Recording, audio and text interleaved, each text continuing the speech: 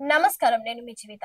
Telangana youth journalist federation Telangana రాష్ట్ర ఉపాధ్యక్షునిగా బోయిని శేఖర్ ని తెలంగాణ రాష్ట్ర అధ్యక్షులు జితేందర్ రావు రాష్ట్ర ఉపాధ్యక్షుడిగా ఏకగ్రీవంగా నియమించడం. ఏ చిన్న సమస్య ఉన్నా త్వరలోనే ఒక మీటింగ్ ఏర్పాటు చేసి ప్రతి మండలం నుంచి మండల అధ్యక్షులను మరియు సభ్యులను విషయం ఏర్పాటు చేసి మండలాల అధ్యక్షులు భారీగా తరలివచ్చేలా చూడాలని, ప్రతి ఒక్కరూ మీటింగ్ హాజరై కొన్ని ప్రభుత్వ పథకాలకు సంబంధించిన మరియు కార్పొరేటర్ పన్ను అలాగే ఎల్ఐసి పాలసీ వివిధ రకాల సౌకర్యాలు కల్పించబడును. త్వరలోనే తేదీ నిర్ణయించి ప్రతి ఒక్కరికి యూనియన్ సభ్యులకు న్యాయం చేస్తామని రాష్ట్ర అధ్యక్షులు ఆదేశాల మేరకు తేదీని ప్రకటించడం జరుగుతుందని అన్నారు.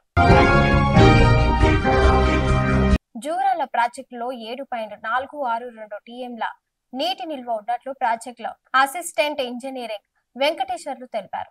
ఇన్ఫ్లో 15,000, విద్యుత్ ఉత్పత్తికి 35,000, ఎత్తిపోతలకు 15,000 ప్రవాహం ఉందన్నారు.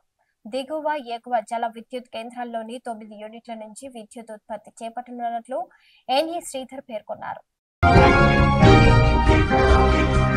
పాలమూరు యూనివర్సిటీలో తెలంగాణ పీఈసెట్ ఎంపికలు శనివారంతో ముగిశాయి. 4 రోజులుగా నిర్వహించబడిన ఈ ఎంపికల్లో మొత్తం 1,752 మంది హాజరైనట్లు సెట్ కన్వీనర్ దిలీప్ తెలిపారు.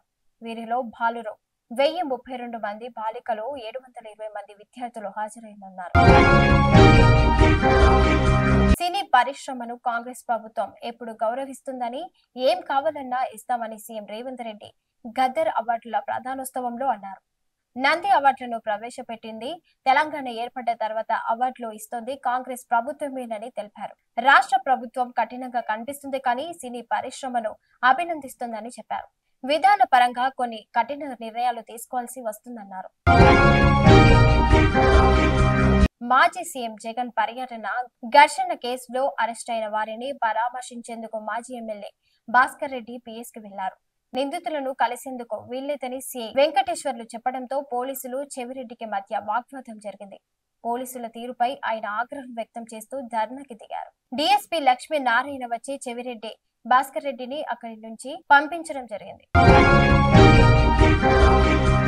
ప్రధాని నరేంద్ర మోదీ ఆధ్వర్యంలో 11 ఏళ్లుగా దేశంలో సుపరిపాలన అందిస్తున్నామని బీజేపీ రాష్ట్ర కౌన్సిల్ సభ్యులు మొగలి దుర్గప్రసాద్ పేర్కొన్నారు. శనివారం తలకొండపల్లిలో ముఖ్య కార్యకర్తల సమావేశం ఏర్పాటు చేశారు. మోదీ పాలనలో నేషనల్ హైవేలు, రైల్వే, ఎయిర్పోర్ట్లు, నిరుద్యోగ పరిష్కారం, రక్షణ రంగం అభివృద్ధి చెందాయని దుర్గప్రసాద్ అన్నారు.